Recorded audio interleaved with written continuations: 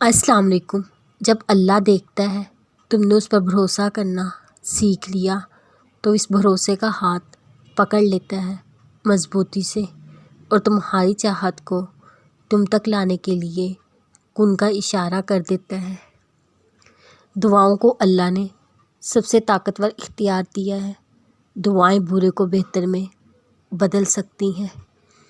آپ سجدے میں روئیں اور دعا رد ہو جائے، ایسا کبھی نہیں ہو سکتا۔ اللہ نے دعا کے ذریعے ہی آدم حوا کو ملوایا تھا۔ یقین رکھو وہ تمہارے ادھورے قصے بھی تکمیل تک پہنچائے گا۔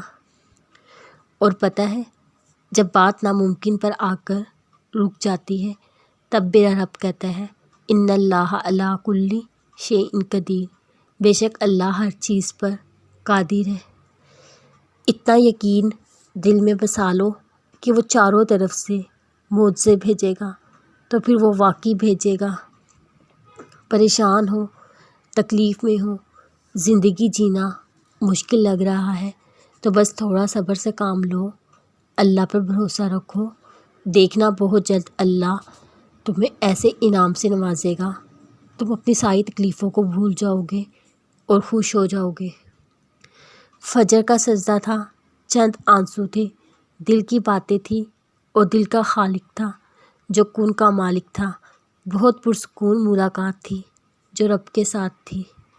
اللہ سے مانگو، اللہ تمہاری دعاؤں کو سنتا ہے، بس صحیح وقت آنے پر وہ تمہیں سب عطا کر دے گا اور تم خوش ہو جاؤ گے۔ کہہ دو میرے ان بندوں سے جنہیں حالات ناممکن لگ رہے ہیں، میں ہر شے پر قدرت رکھنے والا ہوں۔ وہ اللہ ہی ہے جس نے تمہیں کمزوری کی حالت میں پیدا کیا، پھر اس نے تمہیں کمزوری کے بعد قوت بخشی، پھر وہی تم پر طاقت کے بعد دوبارہ کمزوری اور بڑھاپا طاری کر دے گا۔